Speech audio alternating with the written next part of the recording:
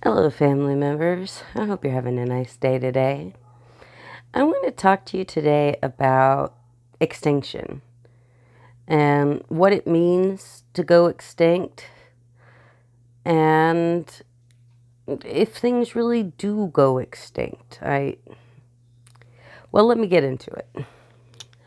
So, here in Florida, we have uh, mostly migratory birds, but we do have some ducks that stay here year round. One of the species that stays here year round is called the mottled duck or the Florida mallard. Now, Florida mallards actually are able to interbreed with regular mallards, but they are distinctly different. They're different species. The male common mallard is going to have that green head, whereas the male Florida mallard does not. Now, something that you'll hear a lot is that the Florida mallard is in some danger of going extinct because when those two species interbreed, the offspring go off with the mallards and add to the mallard population and do not add to the Florida mallard population.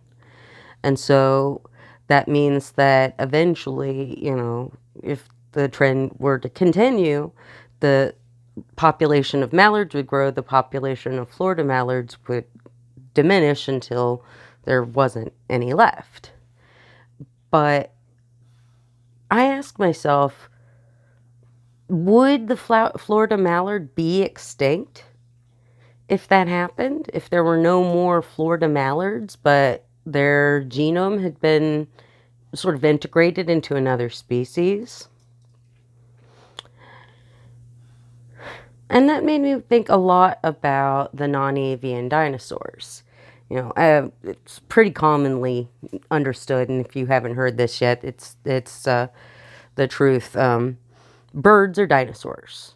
Birds are the extant, the living branch of the dinosaur family tree. And the non-avian dinosaurs are the only ones that went, well, not the only ones that went extinct, but are the only, is the branch that's completely extinct. And it makes me wonder if, can we say that the dinosaurs went extinct? We can't. The only dinosaurs that went extinct are the ones that went extinct, but there's also the dinosaurs that didn't go extinct.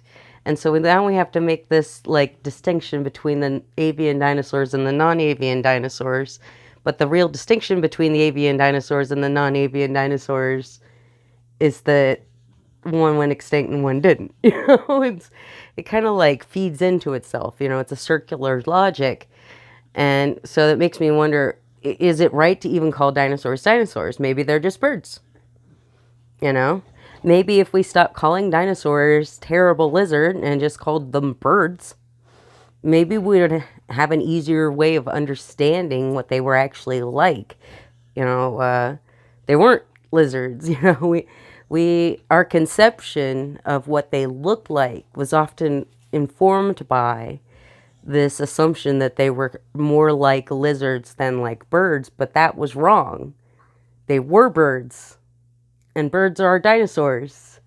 And now that we know that, we can much more accurately model what the extinct species of dinosaurs may have looked like, because we know that they wouldn't be following sort of a lizard body plan. They would be more in a bird-like body plan.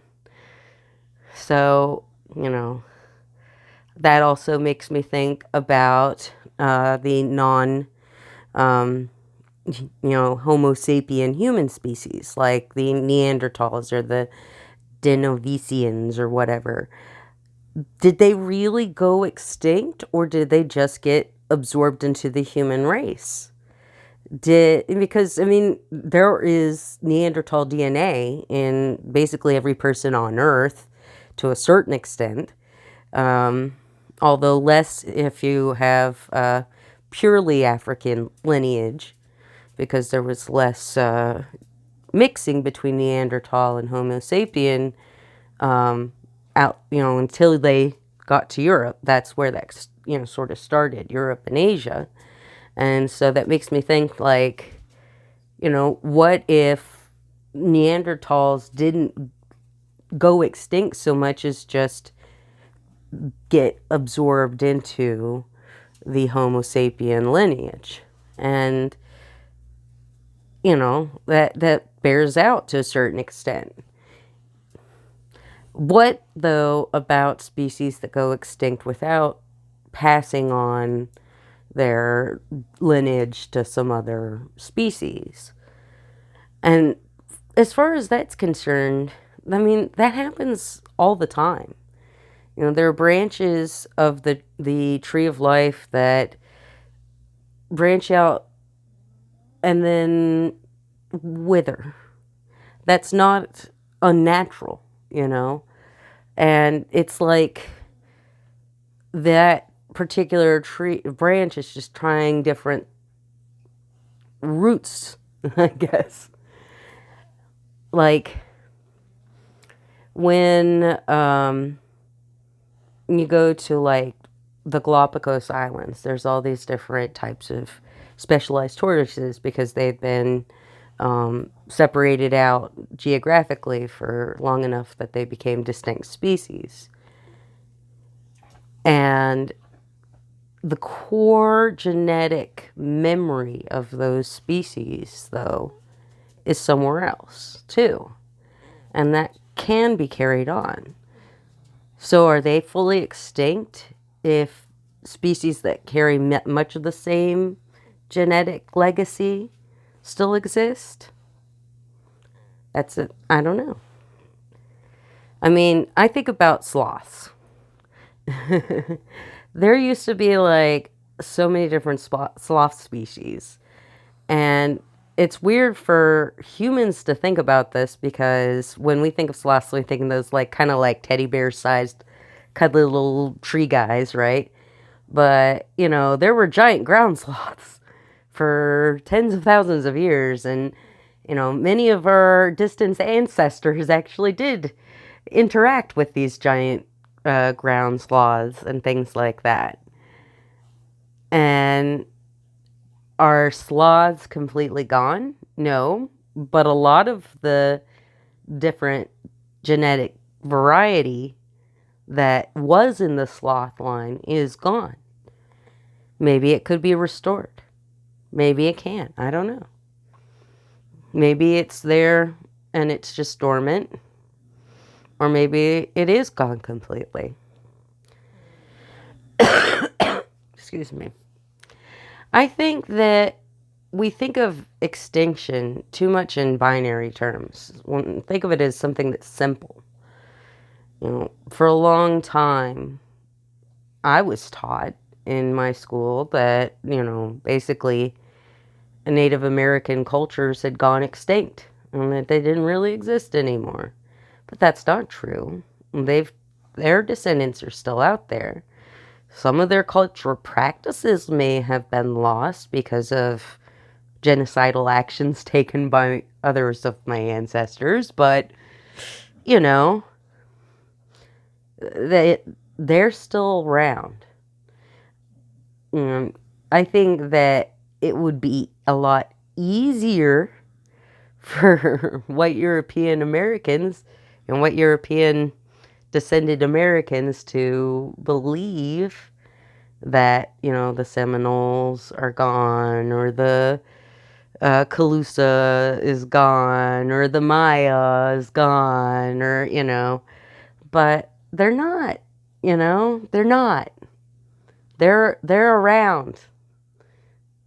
Some of them have,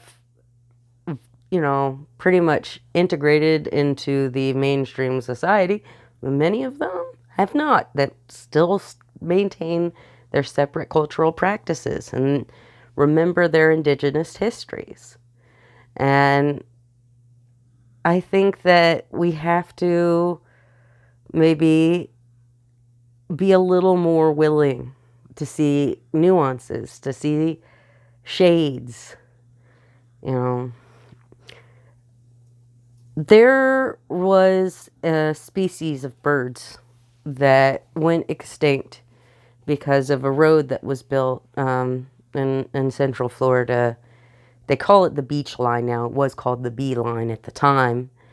And it's kind of funny to me because my dad will talk about like they had a singular male left and no females to breed them to. And so then eventually this species went extinct. But that species had functionally gone extinct from the moment that there wasn't a breeding population anymore. The moment of extinction was maybe before the final environmental insult that actually completely killed off the remaining individuals. Like, we don't know exactly when that species' ultimate fate was doomed. We just know that it had to have happened before then, right? And I wonder how hard and fast that is, how firm that is. Because you can do things like bring in genetic variations. Like in Florida, they've done that with the panthers, bring in genetic stock from other places, other populations, in order to make it a little more varied so that you don't end up with genetic problems causing the young to not be able to survive. We, I think, want to believe that this species is that species, and this species is, and they're all separate, and they're not interbreedable, and there's no flow, and there's no, mushiness to it. But that's not true. There's a lot of mushiness in things.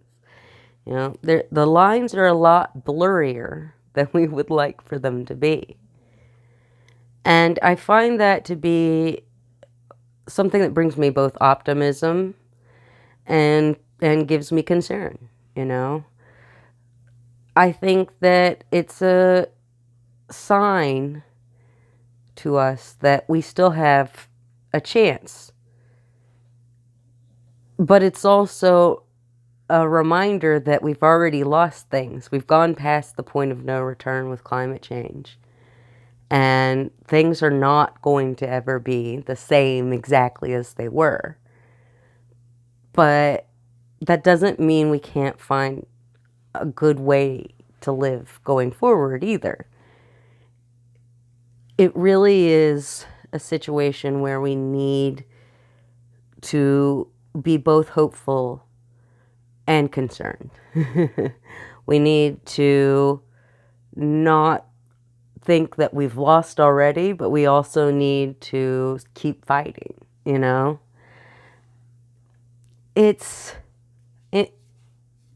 Extinction. What is extinction? Does it exist? For real, The dodo's gone extinct a long time ago. But we still talk about it. It still exists in pop culture and will influence the way that people look at the world. It's a cautionary tale, something that we can use to help motivate us to try to save birds like the kiwi, or, various penguin species, birds that are seeing, like predation pressure because of human movement that they were not, evolved to deal with. And so we can find ways to relieve that predation pressure by removing the predators. We can find ways to help make it so that the young of the species survive into adulthood more frequently. There's just a lot that we can do, and would be as inclined to do it if the dodo had not lived. Or the Tasmanian tiger, the thylacine. Or, any number of species like that you can think of that used to exist but don't anymore. European lions, for example. And that's a species that humans likely assisted into extinction that was not industrial age humans' fault. It's not just us. We've been doing this for generations. I don't know, there's something different, though, about a species going extinct because it's, like, overhunted for, like, actual food, or because it might actually kill human beings versus, oh, we just want to build a road out here and we don't care that this is the last place that this one species can live. We're just gonna, like, pave over it, whatever. It does feel a lot more pointless, a lot more pointless when it's a singular road is all we're getting as a trade-off. But I tell you, my parents talk about that all the time because it happened when they were, like, young people growing up in Florida. And it was very formative for them. And I can't help but wonder how many other people in their generation found that experience formative. How many other people in their generation have gone on to support conservation in this state, I hope it's a lot. I honestly do. Because, I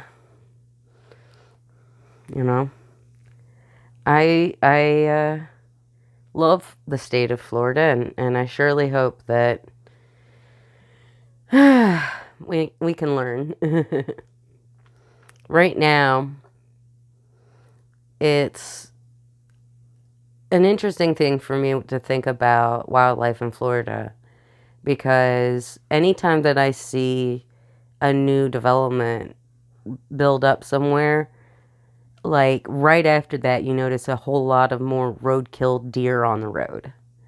The deer that lived in that place have to find a new territory, and so they're moving around a lot more, and they're more likely to get killed. And I think it's a reminder to people that everywhere is something's home. You can look at a piece of undeveloped swampland and think nothing lives there, but you're wrong. A lot of things live there. And if you develop that so humans can live there, those things have to go somewhere, And it'll cause conflict with people's pets. It'll cause conflict with, road strikes and things like that. Cause conflict between, animals of the same species fighting over limited territory. I think that we have to maybe start having an eye to coexisting with the wildlife around us and not just seeing, undeveloped land as not being used by something, because it is. We have a big old lake out back, and let me tell you, there's all sorts of animals that live back there. And if for some reason they decided to fill the lake in and make it apartment complexes, I don't think they actually can because it's too swampy, but, if they could, theoretically, all of those animals would lose their homes. And then, try to find homes somewhere else. And I think we have to maybe start being more considerate and mindful as a species, leaving places for urban wildlife to have, shelter, to find food, because we are part of the environment. You know, we don't live in a vacuum. Mm. My parents, they have a big old farm out up in West Virginia, and they have like literally pet deer. And my dad makes these wildlife plots for the deer and the turkeys and a whole bunch of other animal species to graze upon. You know, he's actively managing his land so that it's useful for him, but it's also useful for the animals that live there. And that's the sort of attitude I think that we have to have. Whether you live in the suburbs like I do, or you live in urban areas, I mean, there is urban wildlife around you. Um, a lot of it, especially in urban areas, are animals that are actually feral, domesticated animals like pigeons. You know, all those pigeons you see in cities, those should be people's pets. It's basically like seeing chickens running around, or cows, or goats, or sheep, or something. I don't know why the human species has forgotten that those are our pet pigeons that are just everywhere, but that's what they are. And if we don't manage that population, then it's not good for the environment. You know, right now we have to worry about avian flu and, you know, concern of animal to human transition, or transmission rather. And if you have large unhealthy populations of feral pigeons running around that you don't do anything about, you're just asking for trouble, you know. So either we need to find a way to, you know, re-domesticate them, or give them, you know, a way to live in that's healthy and manage their population. Yeah. I think that humans need to stop thinking about things as being so separate from them, you know, and thinking of Neanderthals as extinct is one of the ways that we do that. And I think in a lot of ways we, you know, want to separate ourselves out or make things easier to understand. And by stepping back and re-examining what extinction means, maybe we'll be able to see those nuances a little more easily. So that's what I got for you today. I've been thinking about this for a while. I'll give you some dog. Beep, you want to say hi? You say hi?